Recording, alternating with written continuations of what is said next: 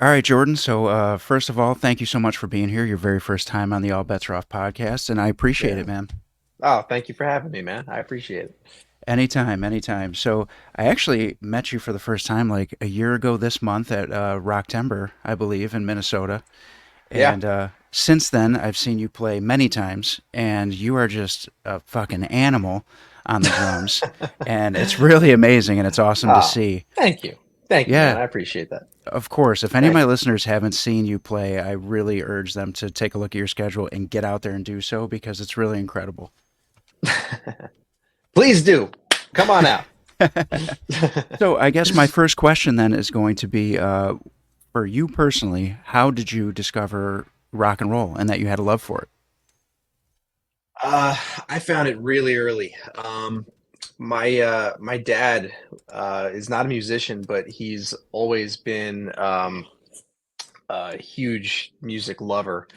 He's always been an audiophile kind of person. He's always been building himself crazy stereos and stuff like that. So he's always had a huge collection of music ever for as long as I can remember. And when I was really little, probably I want to say 4 or 5 years old, he kind of just gave my brother and I his whole collection of CDs and cassette tapes, and he bought us a tiny little stereo for our bedroom. With CD player, I think it was an Iowa.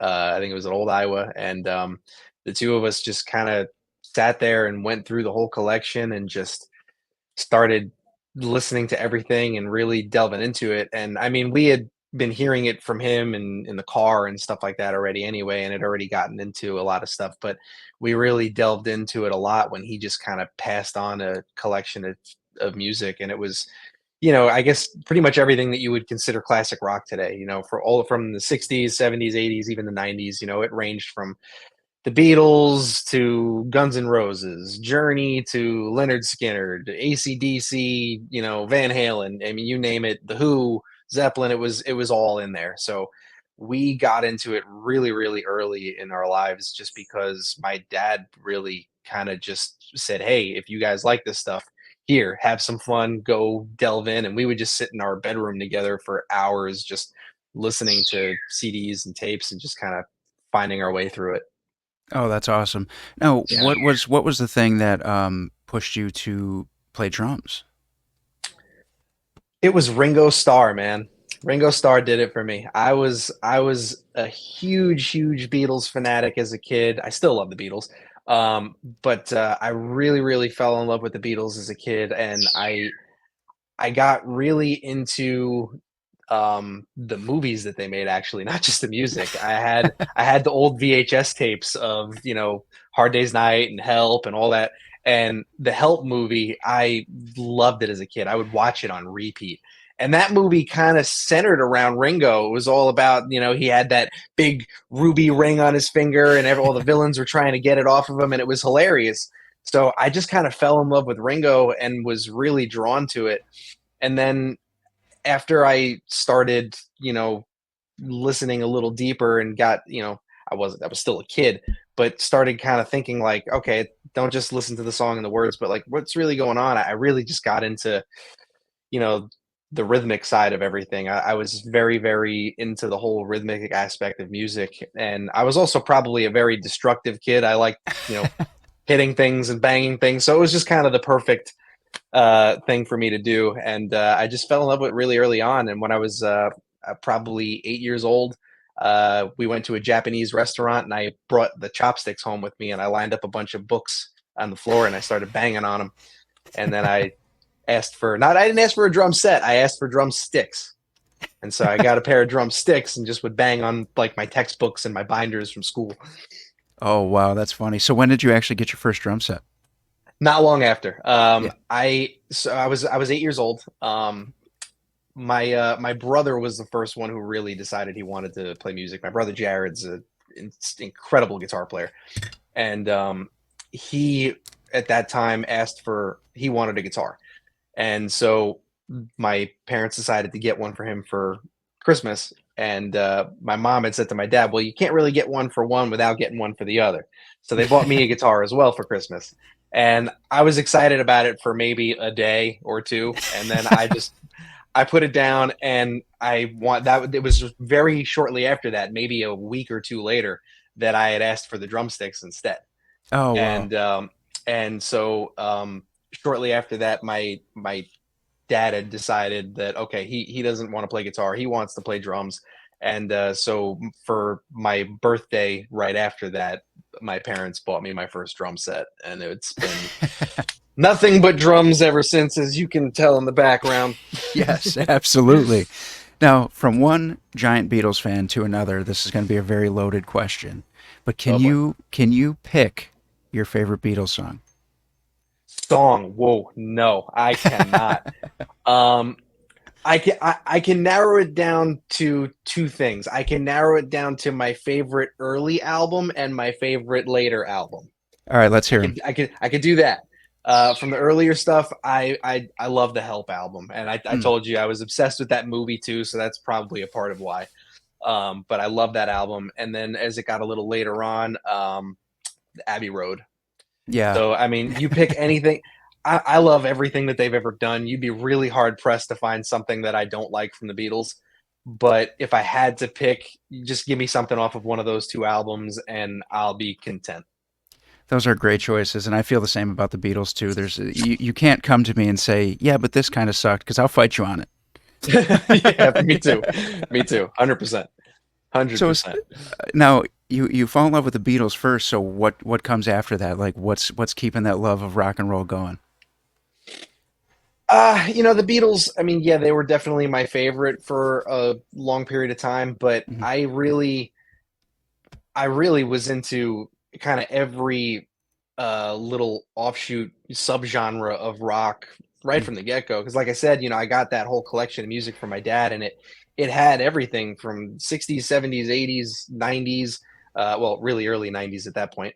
And everything from the heavier side, old, Sabbath and stuff like that. And then it had more the southern rock stuff, Skinnerd and the Allman Brothers. The Allman Brothers was actually my first concert when I was a oh kid. wow.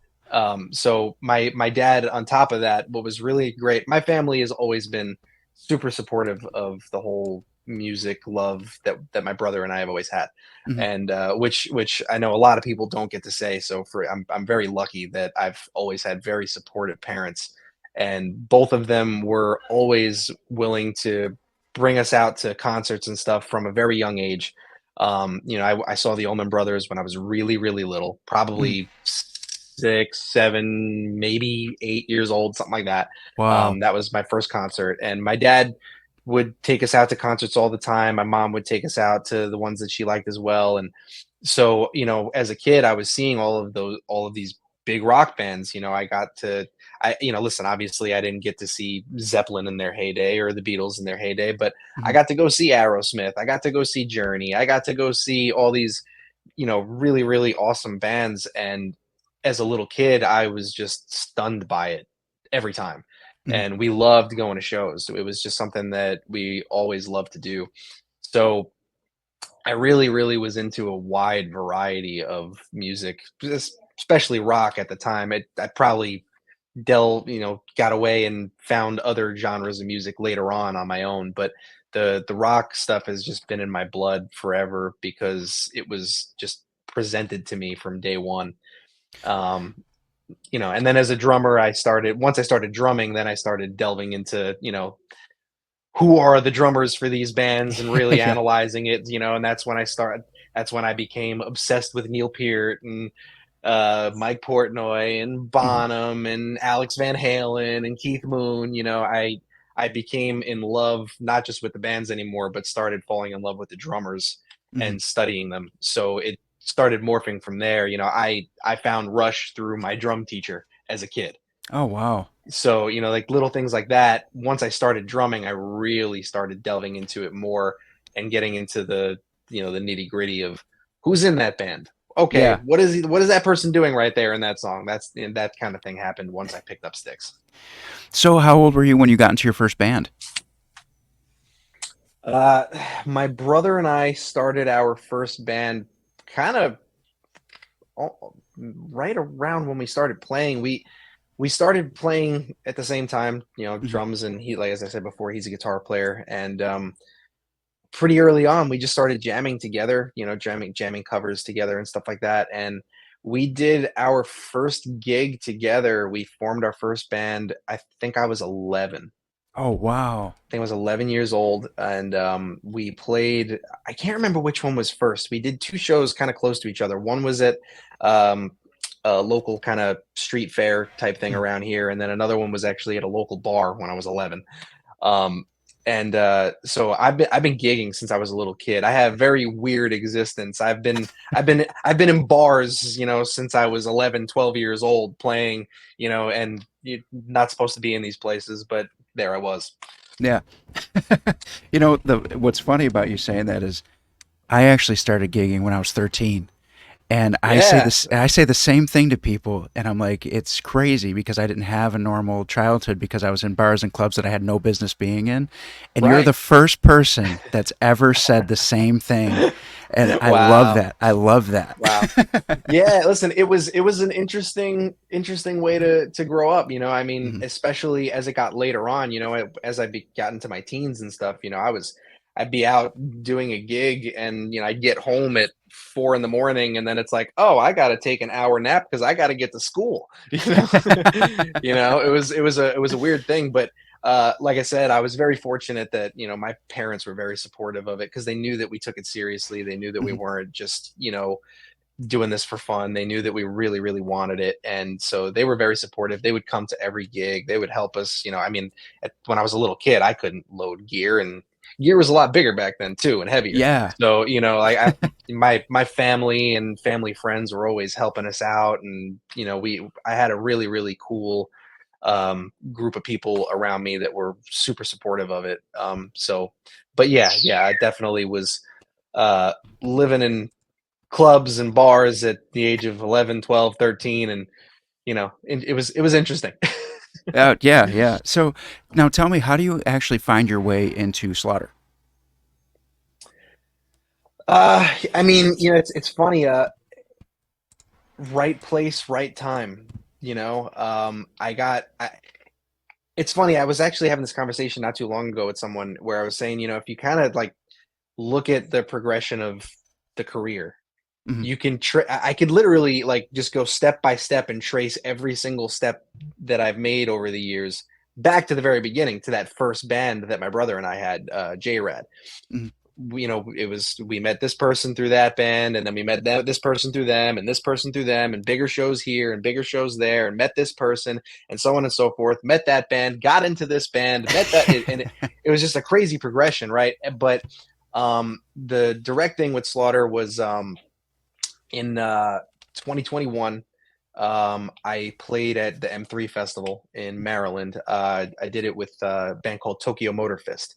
Ah, yes. Steve I, Brown. I'm Steve Brown. Yeah, Steve Yeah. is a very good friend of mine. I've known him for a while, and he called me actually a week before the festival, asking me if I would fill in on drums for it. Um, and so I agreed to do that, and it was actually my first gig. Sorry, no, wait, second gig. I did a private event, but my first public gig after the whole pandemic lockdown had happened. Okay. So I had about a week to learn all the songs and go down to M3 and play with Steve and Ted and Greg. Those guys are awesome. Yeah. So I went down to M3, and we just happened to be playing in the slot right before Slaughter, and their dressing room was across the hall from ours. Mhm. So I met all of the guys there, but very quickly, really briefly. It was just kind of like a quick hi, nice to meet you kind of thing. Yeah. But the previous drummer that was with them at the time, Will, he and I were talking for a while, and so when he had some scheduling conflicts, Mhm. they needed to find somebody to fill in, and they asked me if I would be willing to fill in for a couple of shows that he couldn't do. And so he hit me up and asked me if I would do that, and of course I said yes. Mhm. But then it kind of snowballed because over time he needed me to fill in more and more and more, and it just reached a point where I was filling in a lot. He Mhm. was really busy with Evanescence at the time, and Yep. so over time things just one thing led to another, and here we are, and now I'm drumming for Slaughter full time. It's pretty crazy. And we're talking about Will Hunt, correct? Yes, yeah. Yeah. Will's a very good friend. I love him to death, and he's one of my heroes as well. I've always been he's been one of my biggest influences in drumming for a long time. So it was really really cool to a become friends with him, and then b to have him trust me and bring me into the fold, and then when time came to make some decisions, he gave me a call and said, "Hey man, listen, this is the smart thing. Let me go do this. You go do that." And Mhm. everybody's it's a win-win for everybody, and so yeah, I'll always love Will. He's just he's always going to be a true friend. That's awesome. That's really cool to hear. And now you find your way into Slaughter, and we talked about, your influences and all that. So were you already an 80s hair metal guy? Were you already a Slaughter fan? Yes, Yeah. yes. I definitely, I'm not going to tell you I knew every single deep cut, Mhm. but yes, I was already a Slaughter fan. I was already very familiar with the band. I had already, been into the 80s whole hair metal world, which is also kind of funny because Slaughter actually came out in 1990. Right. They just have more of that 80s sound though, which was another funny thing when I first got that initial gig, because Dana Strum called me up and asked me, "Hey, listen, I need a bunch of information for travel and stuff. I need you to send me a copy of your passport, license, whatever." Mhm. And so I sent him all of that, and like I said, I really didn't know them at the time. We had met each other very briefly and had a couple of phone calls together. That was about it. And then Yeah. I sent him all that stuff, and then he called me about 15 minutes later. I answered the phone. I said, "Hey, what's up, Dana?" And he goes, "Are you fucking kidding me?" And I'm like, "Whoa, what did I do? Holy shit, did I do something wrong?" And he's like, "You were born 1 month after our album came out." So yeah, so it's the whole running thing that yeah, that album came out 1 month before I was born. Oh, that's Um, funny. and so but being that that was the case when I was little, it was huge. So of Yeah. course I was already very, even as a kid, I was very familiar with Up All Night and Mhm. Fly to the Angels and Spend My Life. I was already very familiar with the hits, and Okay. had been a fan for a very long time of that whole genre. So it's been a pretty surreal experience. It's funny because Mark was telling me a story in I don't remember where I saw you last. Where me and you were having that last conversation in the dressing room, and he was talking about being on the Arsenio Hall show, and he Mhm. goes, "Yeah, when we did the Arsenio Hall show, Jordan was like 2." Yep. Yeah, it's an interesting dynamic, but at the same time, for for some reason, despite that age gap, we all get along really, really well. I Mhm. think that we all have the same childish nature to us, you know. Yeah. So we all clicked right away, right Mhm. from the very beginning, and it's been a real blessing. It's been amazing.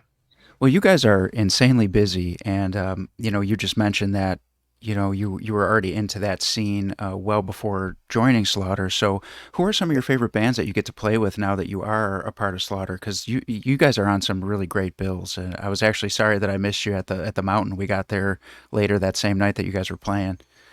Yeah, yeah, that one was loaded with bands. I mean, Joan Jett and Hmm. Quiet Riot and Vixen, and I mean, you name it, they were all there. It was unbelievable.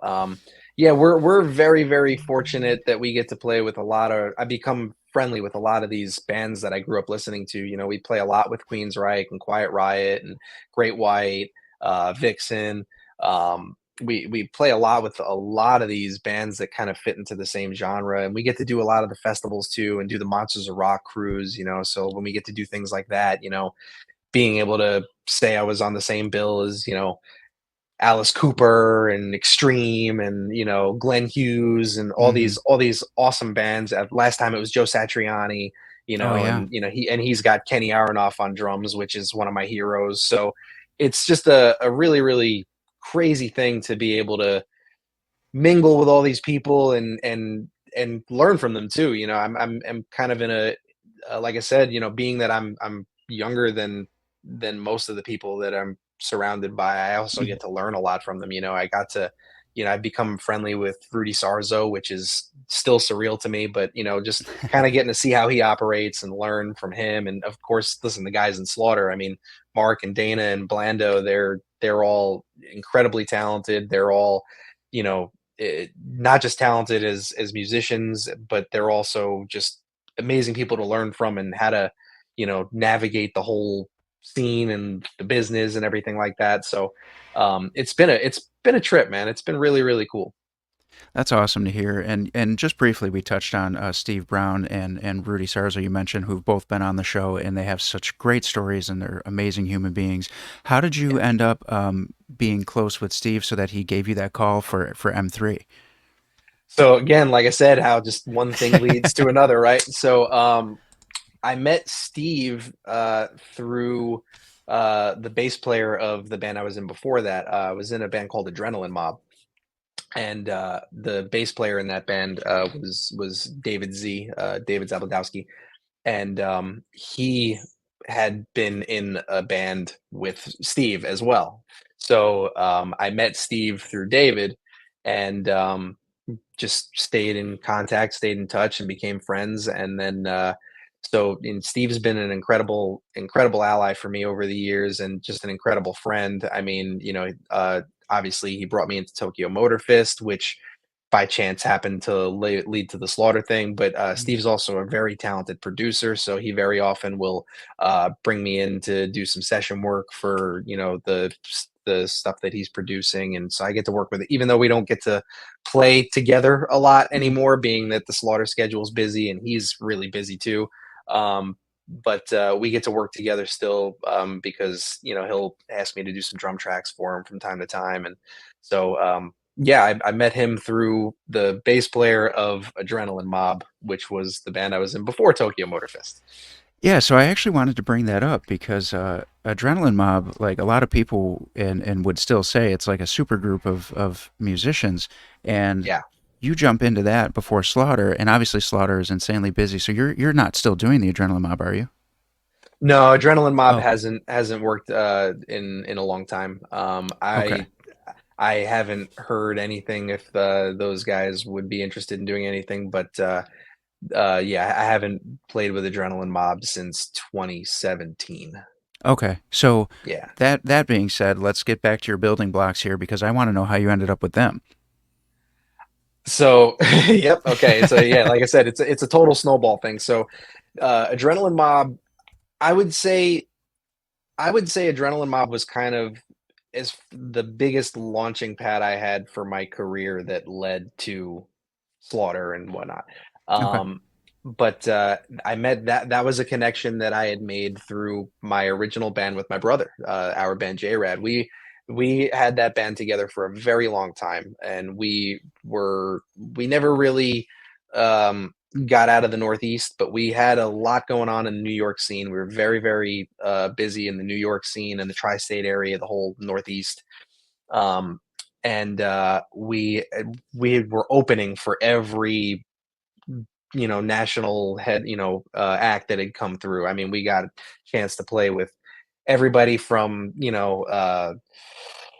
Brett Michaels to Living Color to Skid Row to Wow. Mountain to, I mean, Rick Derringer. I mean, you name it. We Wow. we got we got to play with all these amazing bands over the years. But the band that we happened to open for the most over those years happened to be another Long Island band like we were, Twisted Sister.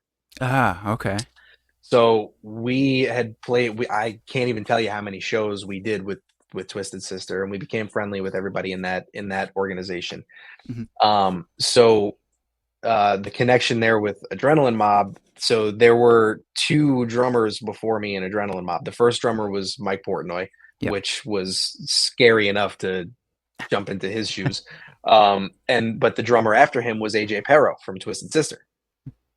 And so um, AJ, having been a member of Adrenaline Mob, after AJ passed, Adrenaline Mob took a little bit of a hiatus. But when they were looking to get back to it, I believe the deal is that Russell, the singer of Adrenaline Mob and Symphony X, he was in Europe, I think, doing a festival with Symphony X, and he was talking to some of the people in the Twisted Sister camp and kind of let them know, hey, Adrenaline Mob's looking to maybe start back up again, and maybe you guys have a recommendation on somebody. And they were the ones that recommended me. They said, hey, listen, we got a guy who's in the new, everyone in Adrenaline Mob was either New York or New Jersey based.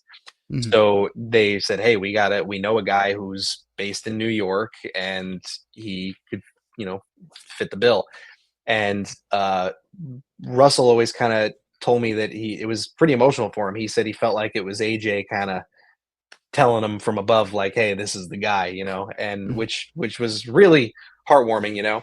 Um, and I actually got a call from AJ's son shortly after I got the gig, giving me his blessing and telling me how happy he was for it, which was another crazy thing, that I was just super, super, thankful for. Yeah. So yeah, it was a recommendation from the Twisted Sister camp from all the stuff I had done with my band that I had with my brother that led to Adrenaline Mob. And Wow. then meeting people through the Adrenaline Mob camp, which is how I got to all the other things that I did in between, and then that led to Slaughter. That is wild, man. That is wild.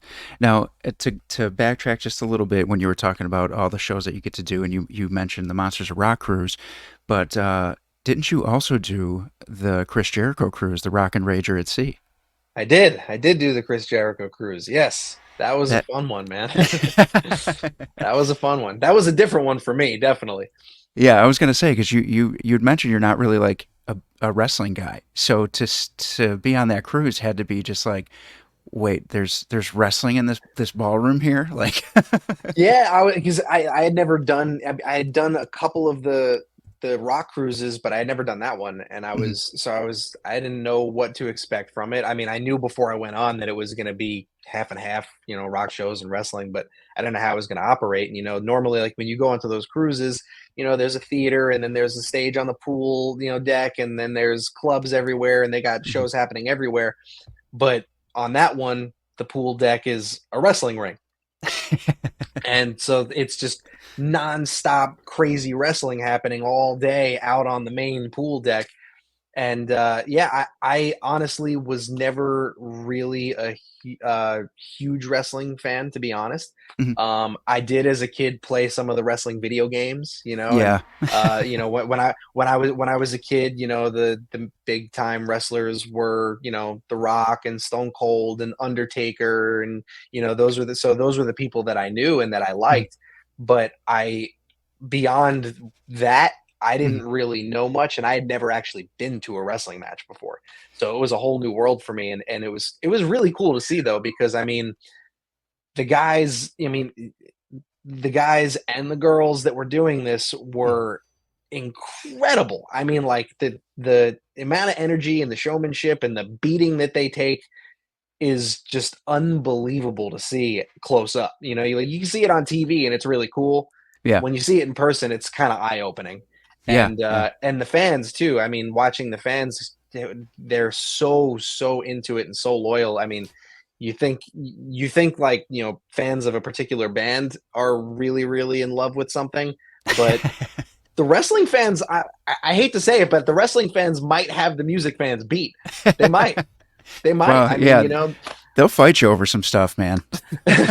well, listen, but that's what's cool about it though, is that it was actually, despite that fact, like whoever was rooting for who, Mhm. there was really, at least I didn't see any like animosity between people. If Mhm. Mhm. the person you wanted lost or whatever. I didn't really see any of that, but it was just people really enjoying the show and the Mhm. the athleticism. Getting to see that up front, like up close in person was pretty crazy to see. Watching what these guys were doing to each other. It was, I mean, I think I even mentioned it to you when we saw each other last, was that again, I don't know the names, and I'm sorry for anybody who wishes that I did.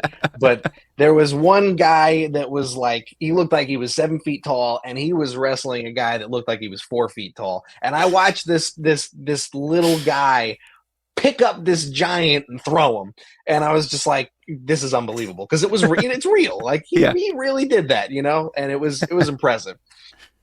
That's cool because, Jericho bringing those two worlds together was a great idea because there is a lot of crossover fans. And Yeah, a lot of those fans, they love their Slaughters and their Vixens and their Quiet Riots and stuff like that. And it's just cool to see those two worlds come together. yeah. And, in your career up to this point, you've gotten to do some cool, amazing things and play with some incredible bands. And you're kicking ass right now with Slaughter. Any of this changed your influences? Like we talked about, Ringo and that when you were younger. Do you have the same influences now that you did then? Or are things changing as your career expands? Oh, over time, absolutely, things change over time. I mean, because you discover things along the way that you didn't know before that. Hmm. I mean, I could tell if you ask me who my favorite drummers are now, Hmm. I would tell you it's actually a lot of drummers that aren't necessarily in the realm of what I do. I'm a huge, huge Morgan Rose fan from Seven Dust. Seven Dust, maybe my favorite band of all time. I'm a huge fan, and Morgan is a lot of what I do is stuff that I took from him or just kind of made my own from what he was doing. Hmm. Same thing with Sean Kinney from Alice in Chains. Same thing with Daniel Adair from Nickelback. I'm a huge Tower of Power fan, which is Hmm. total other end of the spectrum. David Garibaldi is one of my favorite drummers of all time. And even listen, I love John Mayer, and he's got a lot of albums with Steve Jordan drumming, and he's playing for the Rolling Stones now. Hmm. And so he's got a whole different ball game, and it's totally different than what I do. I mean, I'm nothing but energy and insanity, and I'm a caveman, and I just hit things. Whereas Steve is like all pocket and groove, but it's amazing. So it's totally different world, but at the same time, draw little bits and pieces from it and try to nitpick what things I can take and that I really like from it. So yeah, my influences absolutely have changed over the years, finding newer music, heavier stuff that's Hmm. outside of the rock world. I mean, like I said, I listen to Tower of Power all the time, and that is totally different than any of the gigs that I do. But I love it, and a lot of what I do actually is stuff that I draw from that. And I've always actually from the very beginning, when I started playing drums, tried to study different genres. I learned a lot of Latin stuff and Oh, wow. jazz. I went to jazz school. So I try to be as well rounded as I can, and you find the little things that you fall in love with along the way. So yeah, it's definitely morphed over the years, big time. I love all of that you threw out there, and I specifically like that Seven Dust may be your favorite band because I love Seven Dust, and I feel like so we're not that far apart in age. So I'm as soon as you said Seven Dust, I was like, well, that new metal scene was kicking pretty hard when we were younger. So Yes. that's a lot of my favorite bands come from that scene, like Dope and Orgy and Cold Chamber and stuff like that. So Yeah. as soon as you said Seven Dust, I was like, that makes so much sense. Yep. Seven. That whole scene is definitely one of my biggest loves. I'm huge into that, Mm-hmm. and even the bands that kind of mix well with them, but came a little later. The Shine Downs and Mm-hmm. the Hailstorms and stuff. I mean, all those bands are incredible. R.J. Hale and is an insane drummer. So I find as I find these new bands, I fall in love with new drummers and new musicians all Mm-hmm. over again and get into these patterns where I just got something on loop. I could Mm-hmm. be, and I fly a lot. So, I mean, I just sit on the plane and listen to the same band on loop for the whole 4 hour flight. Yep, that's awesome. So, outside of music, do you have any other like hobbies or interests that you're really into? I don't have time for that. You know, uh, and I 100% believe that. no, I mean, listen, it's a funny thing because I mean, yeah, I have things that I'm interested in, but it's it's always funny because like when you talk to people, right, you ask them what their hobbies are, a Mhm. lot of times their hobby and their job are two different things. I Yeah. am very, very blessed. I'm very lucky that my hobby is my job. Yeah. So it is a great it's they would what's the old saying that if you do what you love, you don't work a day in your life. Yeah. We work really hard, but I love every second of it. So I am fortunate that I get to spend every single day doing my favorite hobby. Mhm. But that being said, I've always been into kind of any form of art or storytelling. I've always been into that kind of thing. So I love doing like video work. I actually all of the video production for Slaughter. I do all of that. So Oh, wow. it's That's all amazing. it.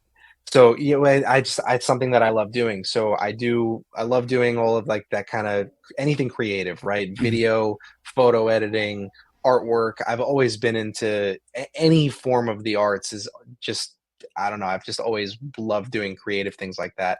Um, and to what else am I into? Probably going to alienate everyone, every fan of Slaughter from Dallas and Philly and Washington, but I'm a huge New York Giants fan. So yeah. Sorry, Dallas fans and Philly fans and Washington fans, but I love the Giants. So yeah, I love football, and I love I'm a movie buff, and Yeah. I love all that kind of stuff and anything physical. I'm a huge fitness nut. Mhm. So anything that's just gets me out, fun, physical, energetic. I'm all about That doesn't surprise me after watching you play. that. Well, after a show, I'm not interested in that. After a show, I just want to sleep. Yeah. So this next thing that we do here is we coined it the lightning round because Britt Lightning was the first person to do it, Okay. and we've been doing it since for our first time interviews. So I'm just going to hit you with a bunch of random questions that are meaningless and have nothing to do with anything, and it's Those are just my for favorite kind. yeah, right, and it's just for our listeners to get to know you in like other ways and weird ways and just stuff that truly doesn't matter, but we're going to do it anyway. I love it. All Let's right. go. So first question: chocolate or vanilla? Chocolate. Are we going? Dark chocolate. Dark chocolate. All right. I was gonna say if we're going sweets, dark chocolate. You're a health nut. You got to go dark chocolate. Dark chocolate. Dark chocolate. Not just because of health thing though. I actually genuinely like dark chocolate more than milk chocolate. Oh, it's hard for me. I know it's better for you, but I'm like it's so bitter. So this is not a health nut question. What style of pizza do you prefer, Chicago or New York? I live in New York. Yep, you're a New York guy. I'm a New Yorker through and through. New York all the way. I live on the other side of New York. I'm in Bill's country. So, Ah, okay. all right. So, same topic. We going pizza or Chinese food? Ooh, Chinese. How about, do you have a favorite movie? Oh, wow. Dumb and Dumber. Good choice. Jim Carrey is the man. That's my other hero in life. I love that guy like you would never believe. If I had to pick a second, it would be Total Recall. Oh, that's a good one. That's a good one. My heroes in life are Arnold Schwarzenegger, Jim Carrey, and then my favorite drummers. And Mark Slaughter.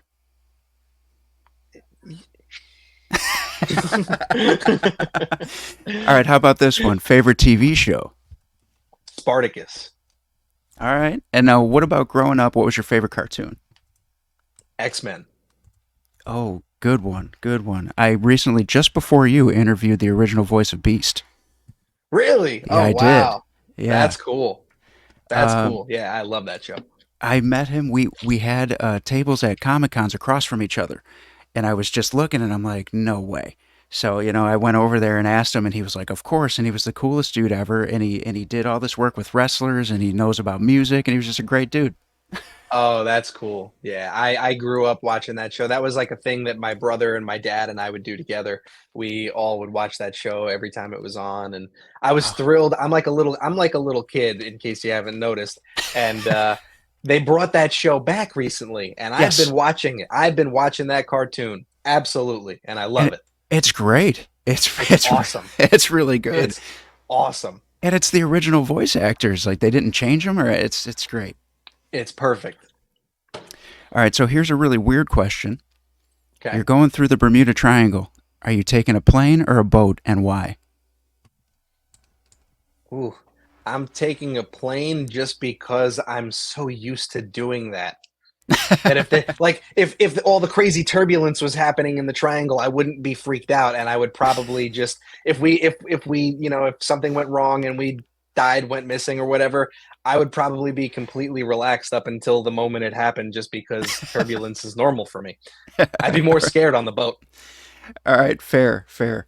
Are you a horror movie fan? Yes and no. I like a lot of the old school slasher type stuff. Okay. I mean, that works for us here on All Bets Are Off because when we do a lot of interviews with horror movie actors, we tend to gravitate towards slashers. I mean, listen, I'm a '90s kid, so for me, like the Scream movies were Yep. the thing, Yep. Scream, and I Know What You Did Last Summer. That was the kind of stuff I was watching as a kid, so that's what I really love. Again, I could relate. I have Ghostface tattooed on my arm, There and it you know. is. All right, so these are my last couple things, and I'm going to get you out of here.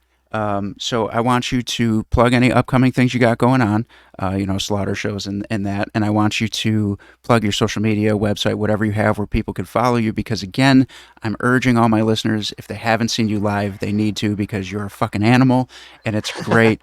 And I love drummers who are just so fucking intense and into it. And that's Oh, you. thank you, dude. Thank you, Yeah. man. Thank you. Yeah, listen, Slaughter is super busy. We tour all year round. All the tour dates are listed on slaughterusa.com. We're all over the place. The next one is this coming weekend in Reno, Nevada. Mm, And we're all over the place. So just slaughterusa.com. You can find every single date. I have them up on my website as well, jordancannata.com. My socials, it's my name at Jordan Cannata on Instagram, at Jordan Cannata official on Facebook. And yeah, I mean, for the remainder of the year, Slaughter is just going to be really, really busy, which I love. I mean, that's Slaughter has become family for me. So mm, being with those guys every day is a dream come true. And then the other thing I have coming out this year, I was fortunate to get to play drums on an album for a new band called Cassandra's Crossing. With Cassandra Carson on vocals, George Lynch on guitar, myself on drums, and Alessandro Del Vecchio on bass. The first single is currently out, mm-hmm. and the album comes out in October. So keep an eye out for that. And that single is badass. I'm just going to throw that Oh, out there right now. thank you, man. Thank you. Yeah, that was another really fun project. That was really really cool to work on. I'm excited for everybody to get to hear what we did. I'm really proud of the record, and it was a really cool thing to do. George kind of called me and said, "Listen, go to town. Don't Usually producers are like, listen, do this, do this, do that, right?" George was like, "No, go nuts. Just go crazy. The whole album, just lose your mind." So I had total freedom just to turn the album into my own personal drum solo. Wow, wow. And you said that comes out in October. I believe it's the 25th. I'm horribly prepared. Uh, horribly prepared. But yeah, it comes out late October, I believe October 25th. But the first single, this called Strangers, is currently out. Mhm. And yeah, the album's less than 2 months away. Awesome. And George Lynch is a hell of a musician, and Yeah. that had to be an amazing experience for you.